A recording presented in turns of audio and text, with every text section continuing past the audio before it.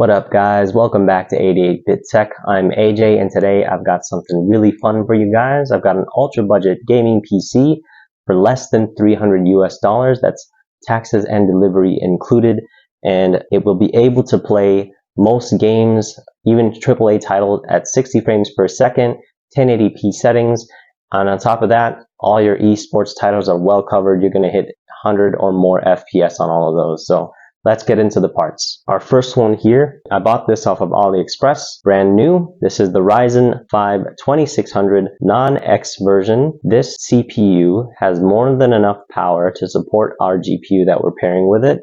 But this is a 6-core, 12-thread CPU with a base clock of 3.4 gigahertz, boost all the way to 3.9. With this processor, you're not going to experience any CPU bottlenecking with most low to mid-tier graphics cards. I got this off of AliExpress from PYD. I've bought stuff from them before, so I'm confident that they always deliver. This came really fast as well, 7 days, I believe.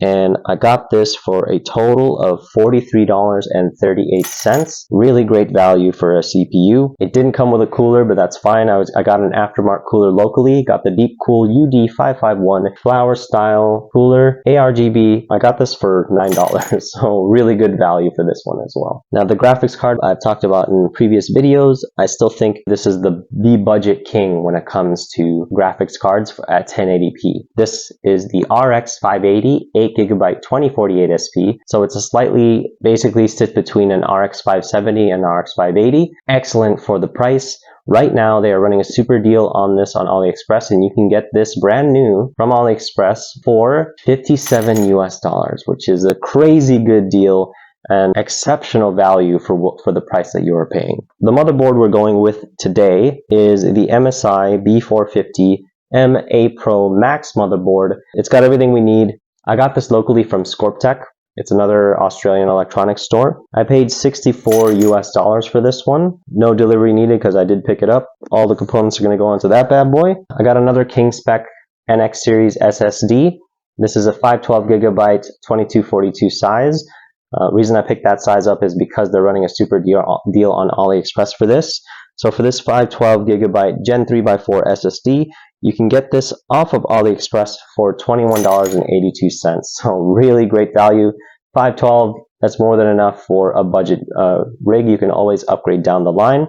But I've tested the speeds on this and on a 1TB 2280 size, and it gets to the rated speeds of 3500 read and about 3100 write. So that's an incredible speed for the price. And then for our RAM, I picked up some AliExpress Kllisre RAM. I don't actually know how to say it. Kllisre.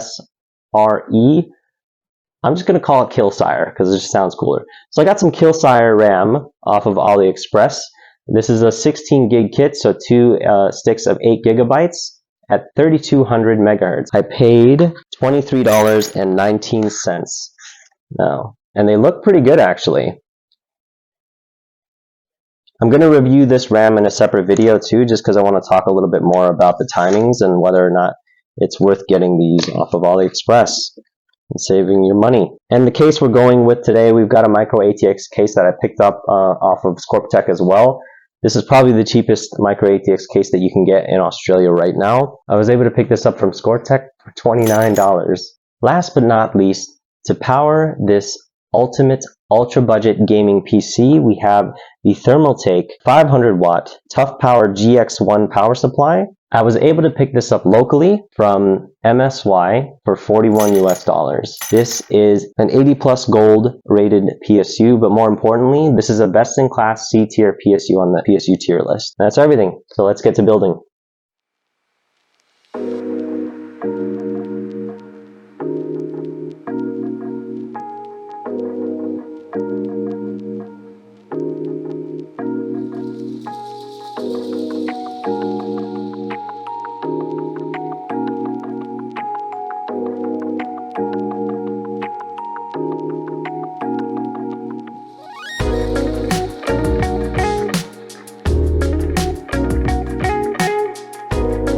One eternity later.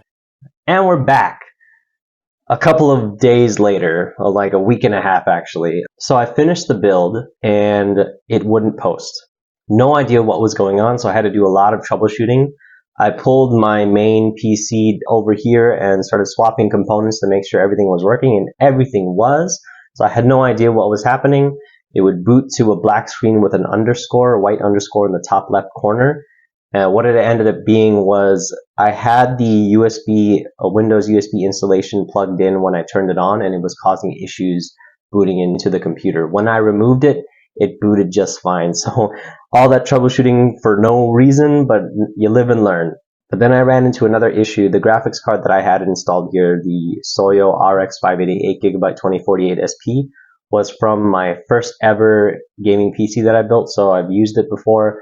And I overclocked it a bit too much on my last computer, so it made it unstable. So you have to underclock it quite a bit in order to be able to use the card. So because this was a new PC, it booted with the standard default settings, which caused even more instability. If you guys don't know, if you have a graphics card that is having artifacts and you just let it keep happening, it's not going to repair itself. In fact, it's just going to damage the graphics card more. So I had to aggressively downclock quite a bit, underclock the core clock and the memory clock for the GPU to be stable. And I decided that's not what I want. So went back onto AliExpress. They're running a super deal on the RX 580 2048 SP. So I just picked up another one and had to wait for that to come in. Now it's in. So let's finally get into some benchmarks. Starting off with the newly released Armored Core 6, we have this set to 1080p high settings with motion blur turned off and no FSR, and we're averaging 63 frames per second, 1% of 56 and a 0.1% low of 41. This game has been extremely well optimized at launch. From Software has put out a really good game here, amazing visuals. These are the guys who made Elden Ring, and it's really fun to play and more than playable with this RX 580.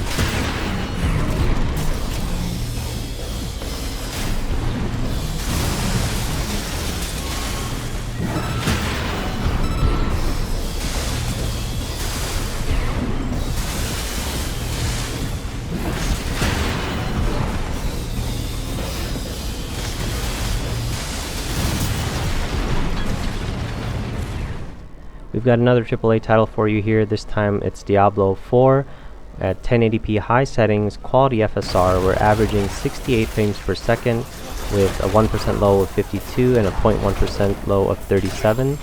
Really great quality results for this game. You can turn off FSR and you'll get around like just a bit under 60 frames per second, but I wanted a bit smoother of a playthrough, so quality FSR is definitely the way to go. You don't really lose much visual fidelity with that setting. Since launch, the team over at Blizzard have done a really good job at optimizing this game, so it's becoming more and more smoother every day, and this is more than playable and really enjoyable to play even with this budget graphics card.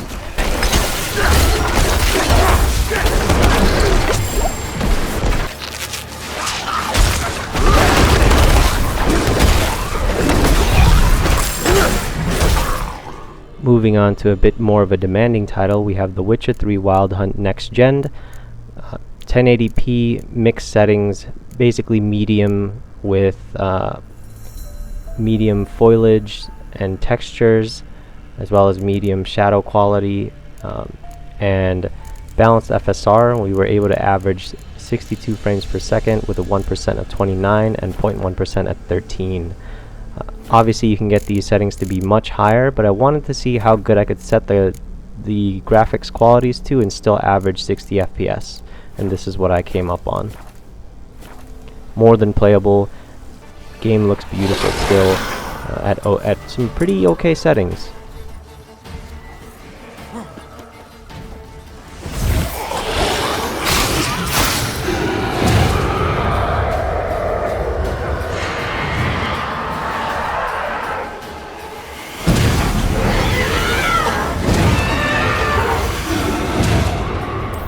We've got another demanding title up next. This is Hogwarts Legacy at 1080p, balanced FSR. We've got motion blur turned off and a mixed bag of settings, where we've got effects, material, foliage, shadow quality, population quality all set to medium. Texture quality is set to high though, and everything else set to low. And we averaged 62 frames per second with a 1% low of 43 and a 0.1% low of 23. You'll regret crossing my path. You should never have come here. Confringo! Levioso, Defender, Bombada. You die. Defender.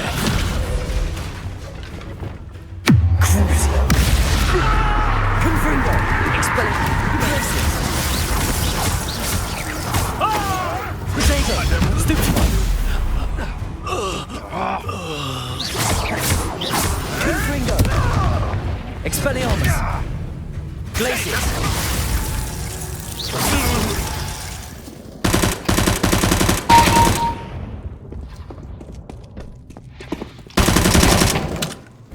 Moving on to the most played esports title on Steam right now, it's CSGO, and we're getting, no surprise here, we're getting a 1080p max settings, no FSR, averaging 226 frames per second with a 1% low of 105 and a 0.1% at 72. No problems here for esports titles.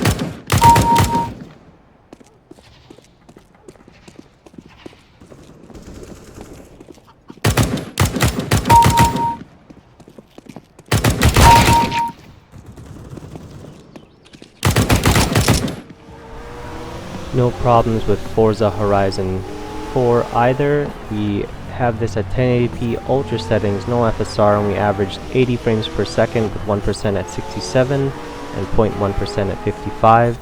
I'm running the test on Forza Horizon 4 instead of 5, mainly because I find Forza Horizon 4 to be more of a fun game, and I think when it comes to the racing community out there, it seems like that's kind of the consensus that Forza Horizon 4 is a better game overall, so that's why I'm running the test on this one here.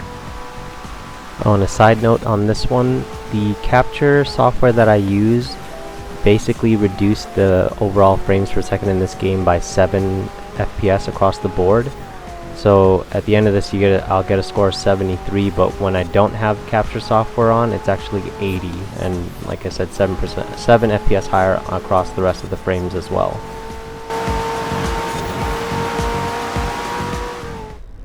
And of course, last but not least, we have Cyberpunk 2077. We have this at 1080p, a mix of high to medium settings, so it's high preset with a couple of stuff set to medium, performance FSR, and we averaged 60 FPS with a 1% low of 47 and a 0.1% low of 39.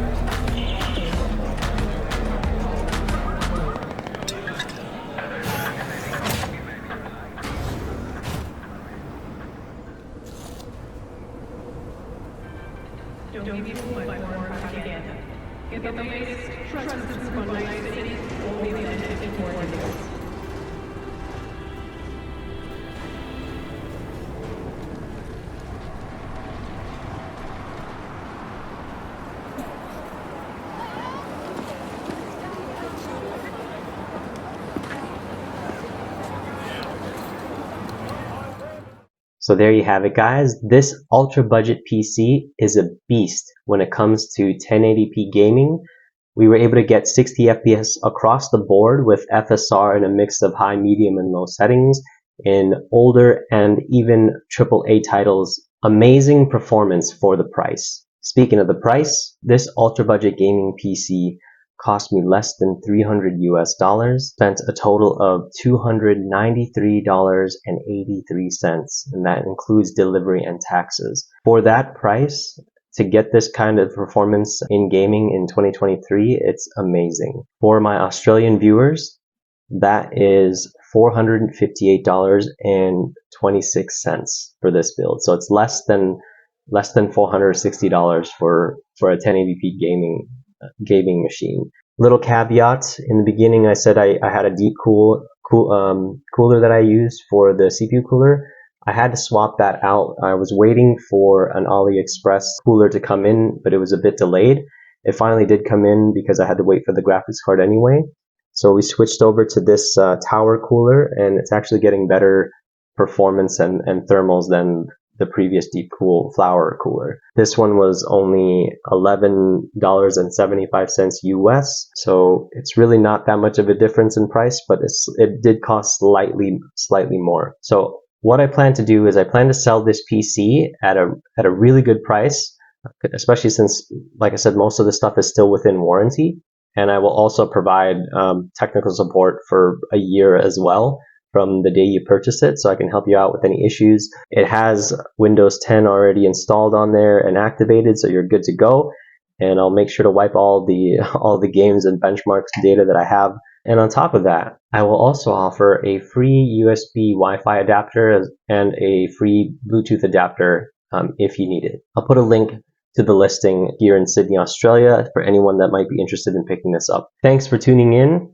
This was a bit of a challenge of a build, but I really enjoyed it, and definitely a learning experience, and that's always fun for me. And if you guys are interested in watching more videos, please subscribe to my channel by clicking on my face over here. I've got other videos that you can watch here as well. If you like the video, please do remember to like the video because it does help the channel out. Thank you guys for watching. I'll see you guys in the next one. Cheers.